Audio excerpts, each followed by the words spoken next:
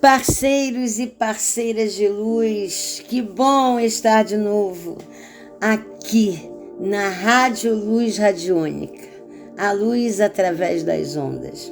Esse é o programa Roda Mística, essa grande roda de luz e magia. Eu sou Karen Rocha, psicanalista, cristaloterapeuta, radiestesista, terapeuta energética e também cigana de alma, amante da natureza, dos encantos, da magia. E hoje o clima é de muita magia, né? Feitiçaria, bruxaria.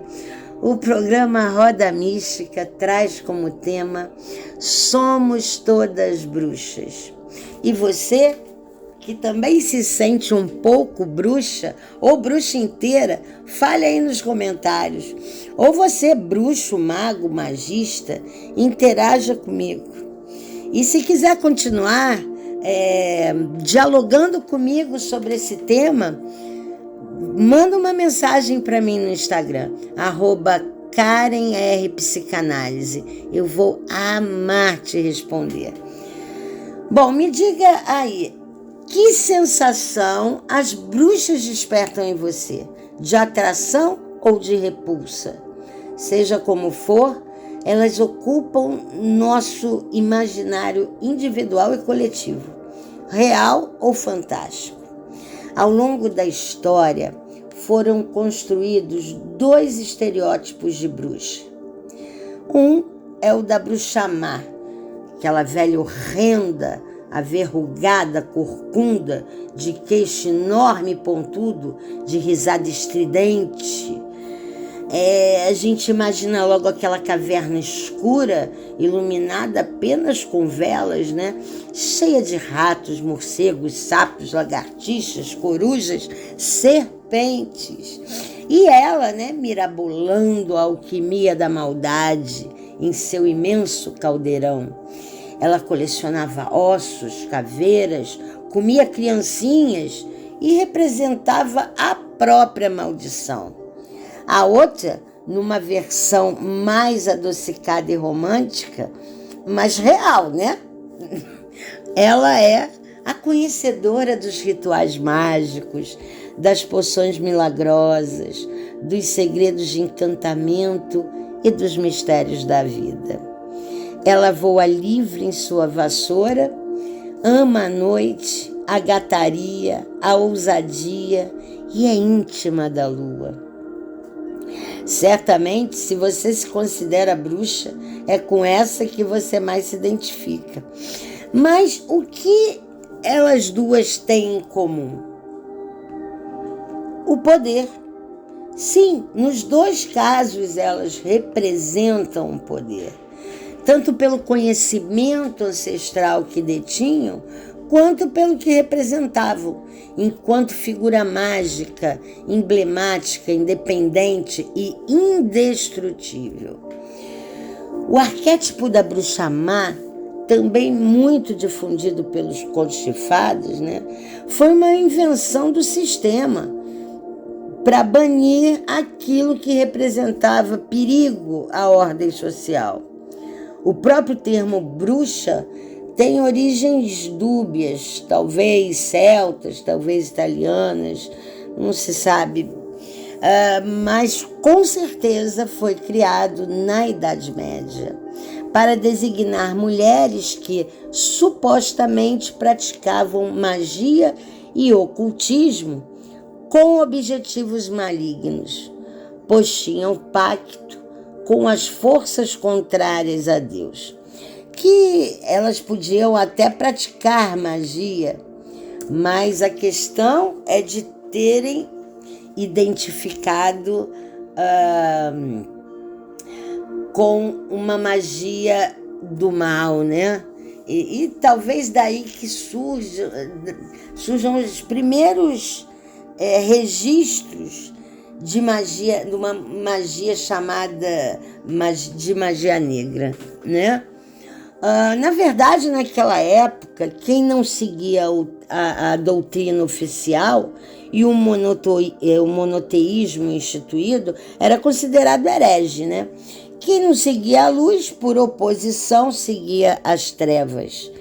O que não era oficialmente sagrado era necessariamente profano.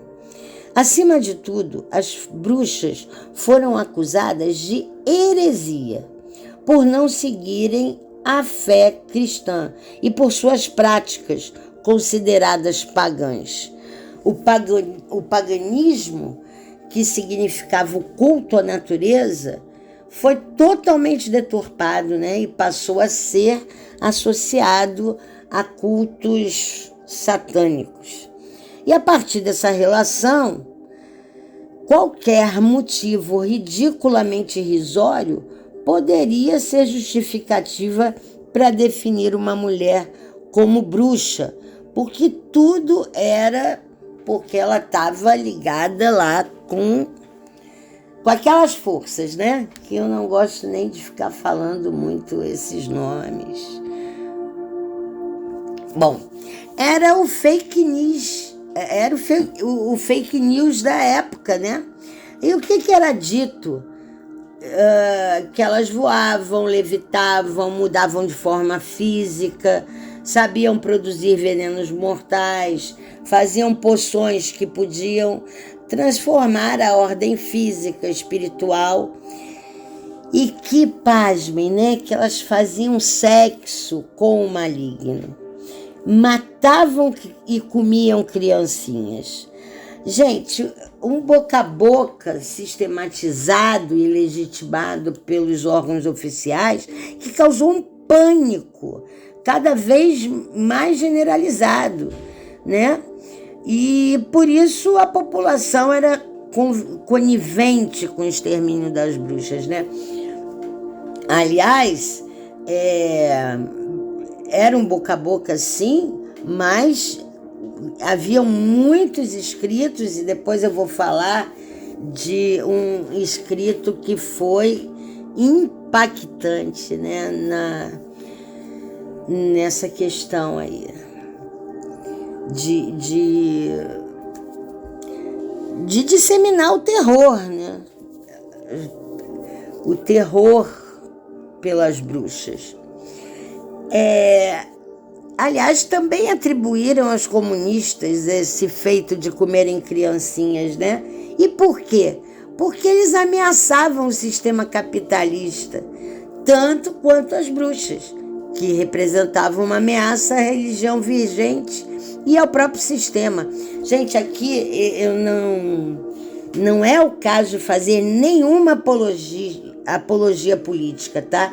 Mas é interessante essa comparação para a compreensão dos julgamentos em torno da bruxaria. Quer dizer, toda vez que alguém representava, algum grupo representava um perigo, né, ao sistema, se colocava essa questão do canibalismo. Enfim, muito louco, né? Muito louco. Bom, assim, o imaginário de bruxa foi sendo construído, né? E com ele, as novas normas e conceitos morais que ditariam as regras do novo modelo de mulher, um modelo a ser aceito. A bruxa foi muito perseguida, né? E o imaginário, a princípio, né, as mais perseguidas eram idosas, feias e muito pobres, né? E essa coisa do velha e feia me chama muita atenção, né? A questão do feia já era difundido como, né, do mal-estar associado ao feio, né? Ao feio, a qualquer marca física, enfim. Agora, a velha, né? Por quê? Porque a velha poderia ser descartada da sociedade, pois não era ativa do ponto de vista da reprodução. Não era mais útil para reproduzir a mão de obra do trabalho e da guerra, né? Os pilares da sustentação econômica do sistema. E por séculos e séculos persistiu a ideia de que a mulher, tanto no climatério como na pós-menopausa, essa mulher não fértil não teria mais valor, né? Seria desprezada enquanto mulher e renegada, e sua sexualidade renegada, né? Para virar a vovozinha. E esse estereótipo é bem aceito até hoje. Só que, felizmente, as mulheres de idade estão se reconhecendo no seu poder. E isso já está mudando. Mas até hoje, para além da questão hormonal, muitas mulheres aos 60 anos, ou até bem antes disso, se sentem desconectadas do seu poder feminino e da sua sexualidade. Para a mulher, o envelhecimento, que faz parte do seu ciclo natural, pode sim constituir um demérito e não o auge da sua experiência, sabedoria, plenitude, né, como deveria ser. E ainda que isso já esteja mudando, o comércio da estética e das promessas de rejuvenescimento continua em alta. Bom, nada contra também, né? Mas contra, sim, essa ditadura da beleza, né? E da jovialidade.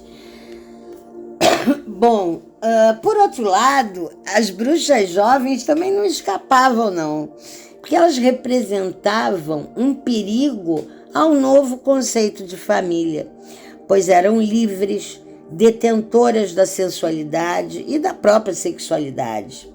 Essa exuberância selvagem, né, precisava ser controlada, domesticada. E assim, todo desejo sexual foi oprimido por ser considerado profano. A mulher que tinha desejos sexuais era que estava possuída.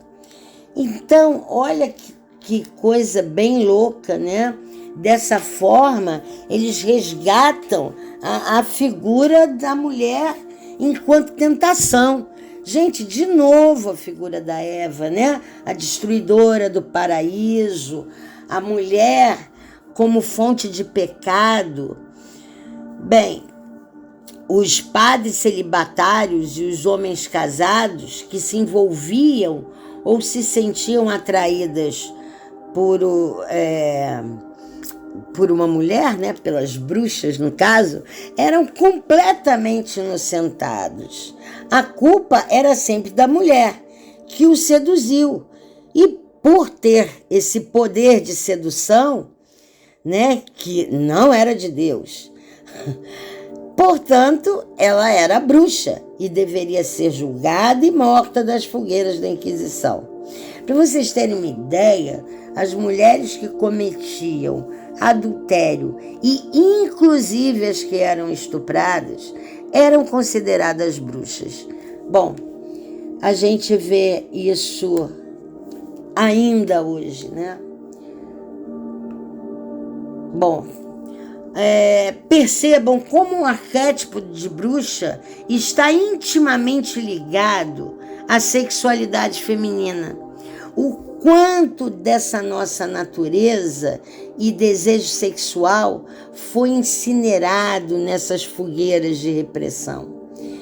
E a morte da bruxa fatal, sensual, também foi uma maneira de manter silenciadas todas as mulheres da cidade, para não serem identificadas e assassinadas como bruxas. E para que isso não acontecesse, elas deveriam se manter caladas, bem comportadas, anestesiadas de seu próprio desejo, amputadas do seu corpo e do seu prazer. Isso foi tão forte que muitas mulheres comuns se entregaram espontaneamente aos tribunais de Inquisição, dizendo que eram bruxas, por se sentirem culpadas e merecedoras de castigo, né?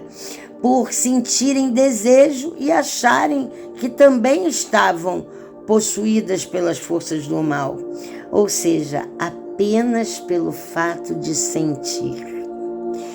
E o que mudou, eu pergunto? O feminicídio que nos aterroriza hoje não seria uma nova Inquisição? Uma maneira desesperada de manipular e controlar o poder da mulher? E se ela não recusa o seu aspecto bruxa, né? Não aceitando ser somente fada, então ela pode ser executada? É isso que a gente está vendo aí, né? E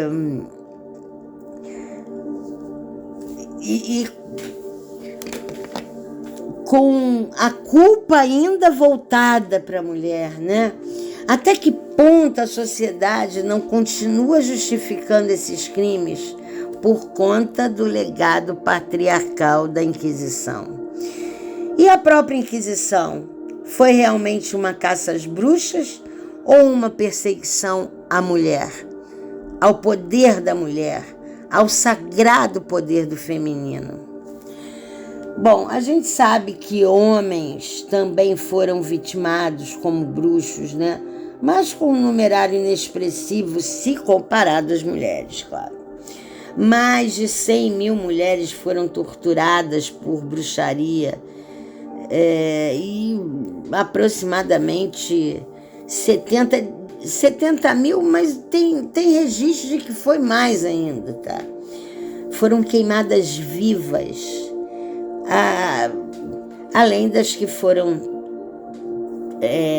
assassinadas de outras formas, né? Na Inglaterra, por exemplo, eles enforcavam em vez de queimar na fogueira.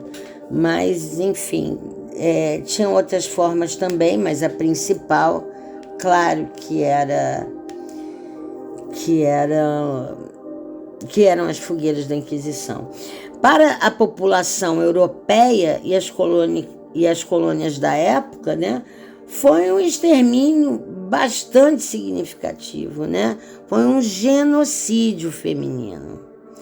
E as formas de tortura, gente? Um verdadeiro terror.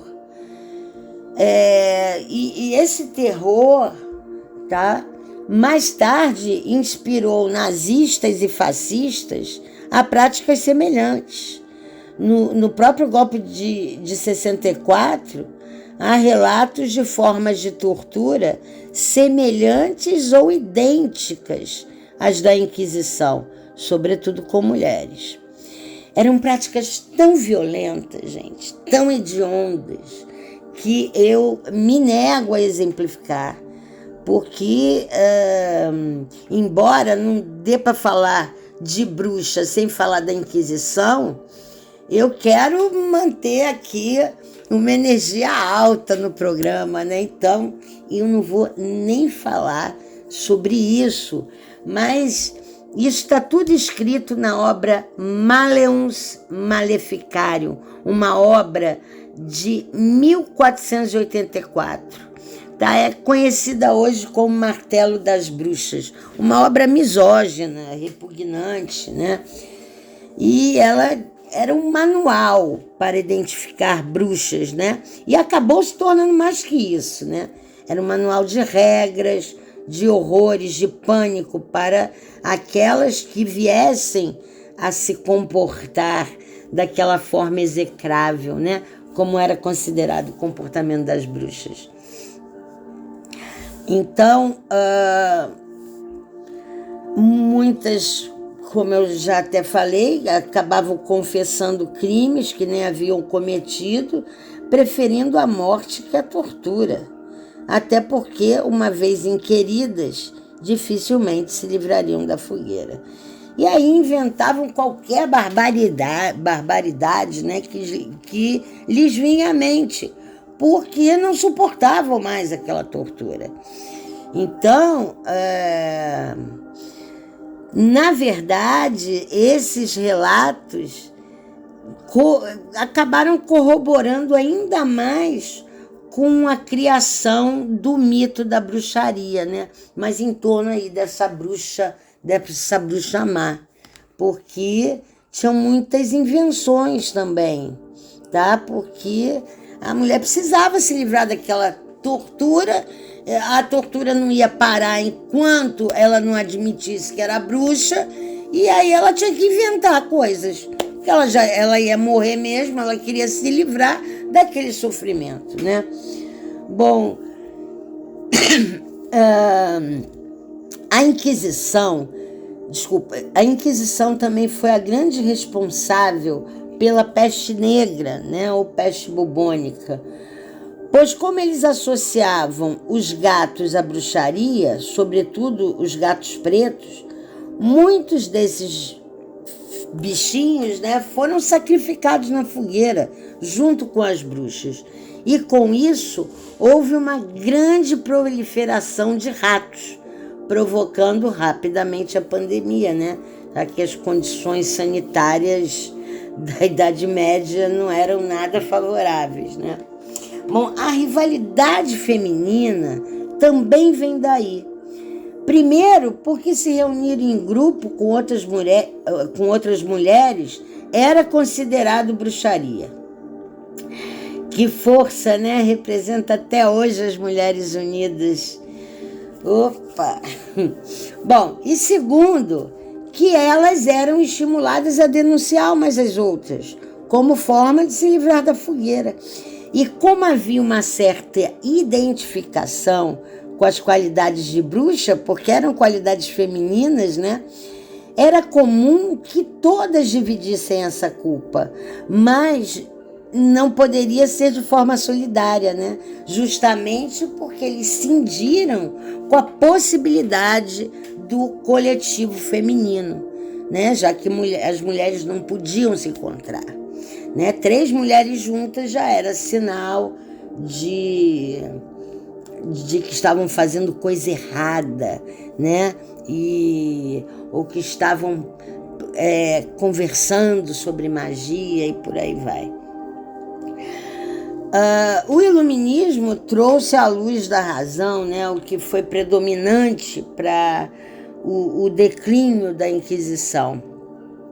Mas a Inquisição já tinha cumprido seu papel, né, o de cercear os cultos matriarcais e, sobretudo, de enfraquecer a força e o poder da mulher, né? Como disse Fia Forstrom, não foram as bruxas que queimaram, foram as mulheres, né? Então é muito interessante isso, porque não era só uma questão religiosa, né?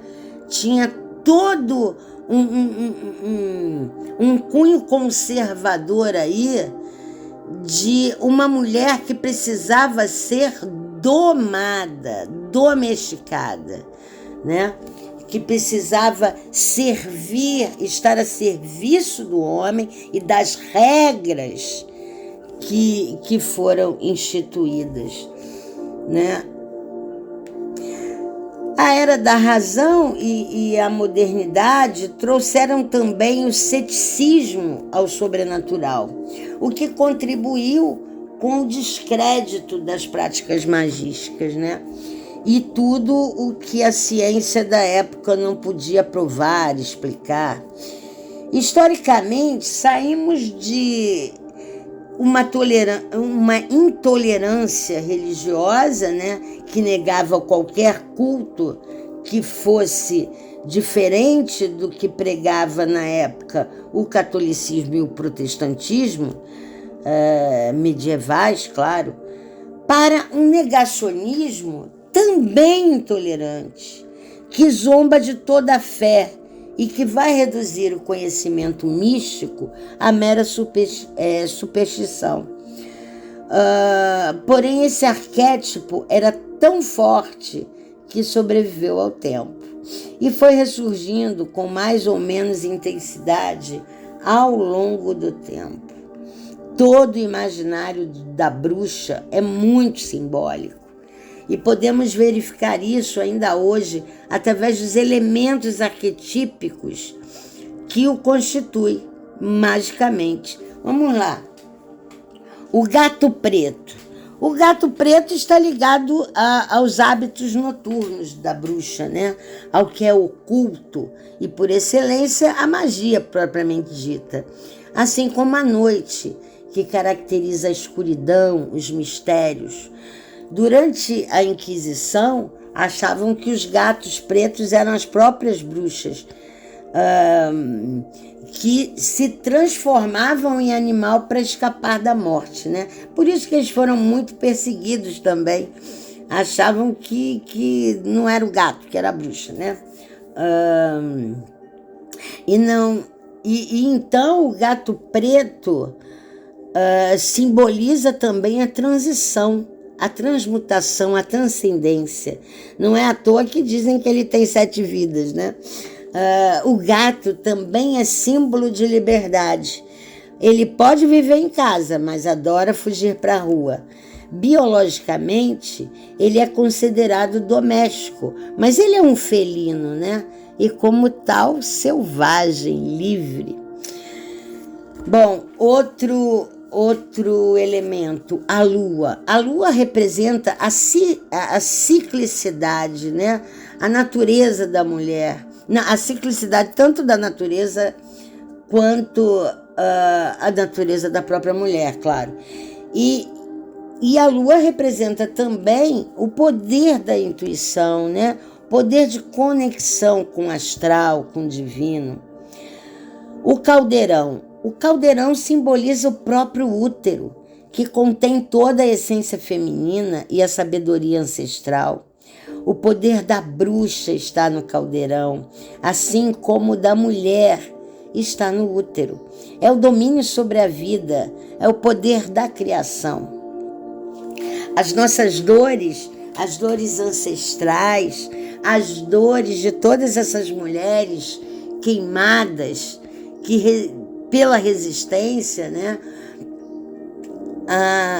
Essas dores ancestrais também estão no nosso útero, também precisam ser curadas, né? A colher de pau usada para mexer o caldeirão, repare o seu formato, né? Seria a junção do masculino com o feminino, tanto no sentido da integração desses dois aspectos, quanto no sentido da fecundação. E o chapéu? Ele tem aquela base circular, né, que representa o círculo, é a forma pura, a origem. E enquanto o cone, aquele cone pontudo, né, aquele chapéu da bruxa é um chapéu cônico, o cone é o triângulo, né, representa a pirâmide perfeita, o contato com o cosmo e a conexão com os 5 elementos da natureza: terra, água, fogo, ar e o éter, né? E finalmente a vassoura. Ai, adoro a vassoura. A vassoura, além do aspecto fálico, né, de síntese com o masculino, simboliza o feminino e a própria sexualidade. A vassoura também é objeto de limpeza espiritual, astral, de varredura das impurezas, das energias densas, não qualificadas. A vassoura representa ainda, na interseção com a bruxa, né, o imaginário ligado ao poder de voar, que nos remete tanto à viagem metafísica quanto à própria liberdade, né?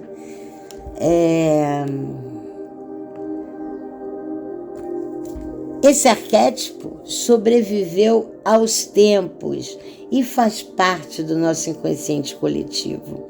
E por isso é agora resgatado. Essa face da bruxa precisou ser trazida e reinventada, porque reconhecer que esse conteúdo simbólico está presente na psique feminina é fundamental, tanto para o nosso processo de autoconhecimento, de individuação, né, de desenvolvimento, né, quanto para o resgate da nossa integridade coletiva, dos saberes ancestrais e da nossa força. Bom, para compreender a bruxa atual, vamos voltar rapidinho, né, lá atrás, para perceber características comuns, né, entre essa bruxa da medieval, né, e a atual. Quem eram e o que realmente faziam aquelas mulheres consideradas bruxas e que representavam tanto perigo ao conservadorismo da época? Eram parteiras, enfermeiras, curandeiras, sacerdotisas, artesãs ou simplesmente mulheres. Mulheres que traziam um conhecimento ancestral através da observação da natureza, do sol, da lua, das estações, do semeio e da colheita, da terra. Mulheres que acumularam uma sabedoria sobre as propriedades das ervas, catalogando-as empiricamente e manipulando-as para fazer remédios caseiros, ungüentos, simpatias, garrafadas curativas, benzimentos. Elas percebiam o fluxo dos rios, das enchentes, das marés. Compreendiam os ciclos naturais de morte e renascimento e de seus próprios ciclos, quando eles passaram a ser mensais, como a lua, que mudava a cada fase, né?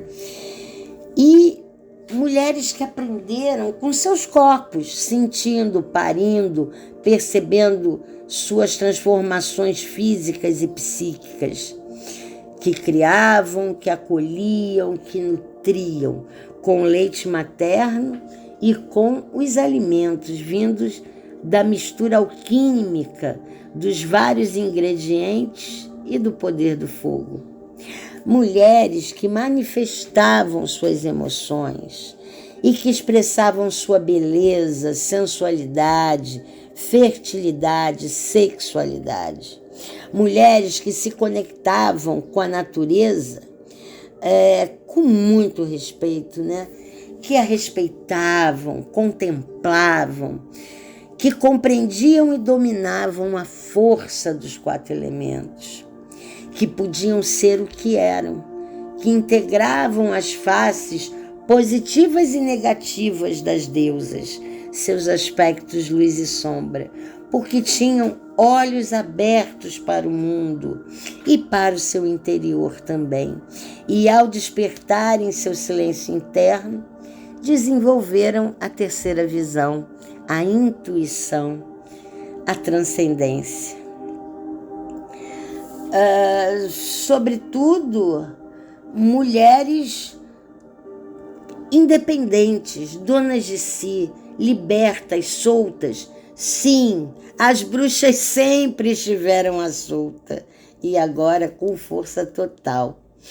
Bom, elas foram as grandes precursoras, né, da fitoterapia, da aromoterapia, da medicina natural e, de certa forma, da própria psicanálise, né? Foram as primeiras enfermeiras, médicas, professoras, cientistas, costureiras, artistas, culinaristas, e se reuniam em grupo, em roda, para partilhar, compartilhar, celebrar, energizar, decidir, dançar, viver, amar. E hoje, quem são essas mulheres? Sou eu, é você, qualquer mulher que permita ser ela mesma e que permita se reconhecer em sua força, né? Força de criar, de realizar suas experiências místicas, de se agregar, de se empoderar. Independente de religião, você traz uma bruxa dentro de você. Quando usa sua intuição, quando acende uma vela, um incenso, quando usa um cristal, quando toma um banho de mar ou de cachoeira e se sente energizada, quando contempla a natureza, quando toma um banho de ervas ou um chazinho para se acalmar, ou quando cuida de suas plantas. Talvez você tenha aí uma espadinha de São Jorge bem na porta da sua casa, né? Ou uma Comigo Ninguém Pode, para espantar as energias negativas. Ou até um copo d'água com sal grosso, carvão ou com óleo de boi. Gente, todas essas práticas ancestrais, né, constituem a bruxaria de cada dia, né? E não é vergonha se sentir bruxa. A bruxa foi a maneira que encontraram de reprimir a mulher livre, tá? E independente mesmo de religião, nossa, eu sou tantas Karens, né? A que lê salmos e faz orações é a cristã. A dos mantas e que medita talvez seja até budista. A oraculista é cigana. A radiestesista, a cristaloterapeuta é feiticeira. A numeróloga é cabalista. A que faz Ho'oponopono é xamã. A akáshica é bidimensional. E a psicanalista é transpessoal. Gente, e todas elas sou eu. Não máscaras, não sombras, mas minha própria essência. Todas são espectros de mim mesma e todas muito mágicas, muito místicas, muito bruxas. Ai, quem quiser se aprofundar na história, né, da bruxaria, eu recomendo, entre vários autores, historiadores também, né? Mas eu recomendo o livro do mitologista Joseph Campbell, né? Acho importante o que ele traz. Tem outros também, mas eu considero uma leitura necessária, né? Eu sugiro ainda, para quem se interessar numa linha que vai aprofundar mais a crítica social. Eu não pude me aprofundar muito, né? Mas a Silvia Federici, né? Ela faz ela mostra assim todas o que tinha por trás, né, disso tudo, além do que eu falei, as questões sociais, econômicas, o que estava em jogo, né, na era medieval e que contribuiu com a Inquisição. Então ela tem tem vários livros, né? Eu sugiro que leiam O Caliban e a Bruxa. Tem um outro dela que eu não estou lembrando agora, que é mais simples um pouco, também pode ser. E numa linha mais psicanalística, né? Eu sugiro o best-seller Mulheres que Correm com Lobos, de Clarissa Pinkola Estés. Esse é um livro de contos, é maravilhoso, e ela vai mostrar justamente a força dessa mulher selvagem, né? Essa força que está dentro de cada mulher e como Bom, leiam que é uma viagem, né? Esse livro é uma viagem realmente, tá? E uma viagem que possibilita o autoconhecimento, a individuação. Ai, gente, tá terminando e hoje eu dedico esse programa às mulheres, tá? Honrando todas as nossas ancestrais, sobretudo as que morreram nas fogueiras. Elas são nosso símbolo de resistência. E é preciso que a gente cure essas dores, essas feridas ancestrais, tá? Porque foram a mulher continua muito impregnada de toda essa... isso se reflete, né? Porque as memórias, o nosso útero guarda todas as memórias. Então, todas nós, de alguma forma, temos essa memória aí da Inquisição. E talvez venha daí as nossas culpas, as nossas vergonhas, os nossos medos, tá? Então, é preciso trabalhar isso. Para quê? Para resgatar esse poder feminino, essa nossa força que ninguém pode calar, queimar, controlar, tá? O que eu gostaria de dizer a mais é que essa luta continua, gente. Mas agora justamente é conosco, né? Agora é com a gente. Para que um dia nenhuma mulher possa mais ser queimada, que nenhuma mulher possa ser assassinada por não concordar ou por simplesmente ser mulher, né? Que nenhuma mulher possa mais ser silenciada, tá?